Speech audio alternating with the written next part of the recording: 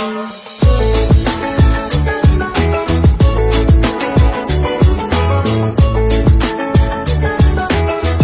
The lord.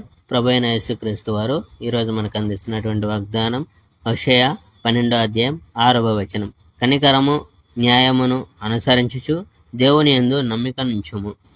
యెహోవా ఇశ్రాయేలీయులకు వ్యతిరేకి అవుట. ఎఫ్రాయిము వాళ్ళు తమ కాలాన్ని వృధా చేస్తున్నారు. ఇశ్రాయేలీయులు రోజంతా గాలిని తరుముతున్నారు.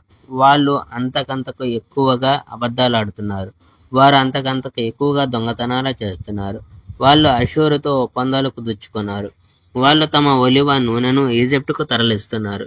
యెహోవా ఇలా అంటున్నాడు, అతడు చేసిన పనులకు గాను యాకోబును శిక్షించి తీరాలి. అతడు చేసిన వాటన్నిటిని బట్టి అతన్ని శిక్షించాలి. యాకోబు ఇంకా తన తల్లి కడుపులో ఉండగానే తన సోదరుని మోసగించడం ఆరంభించాడు. యాకోబు బలిష్ఠుడైన యువకుడు. అప్పట్లో అతను దేవునితో పోరాడాడు. యాకోబు దేవుని దూతతో పోరాడి గెలిచాడు. అతను విలపించి దేవుని ఒక సహాయం చేయమని అడిగాడు. ఇది బేతేలులో జరిగిన సంఘటన.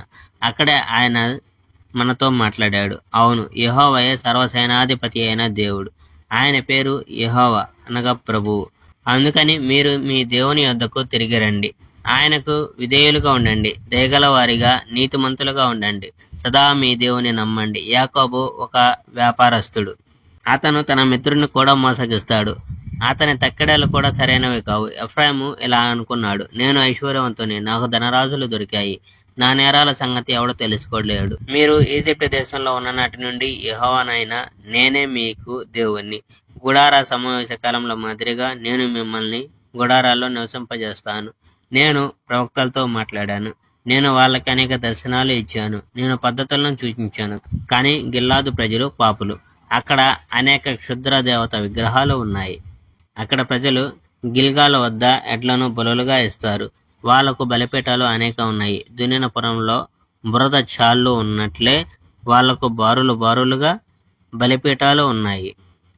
యాకోబు ఆరామ దేశంలోకి పారిపోయాడు. అక్కడ ఇశ్రాయేలు ఒక భార్య కోసం శ్రమ చేశాడు.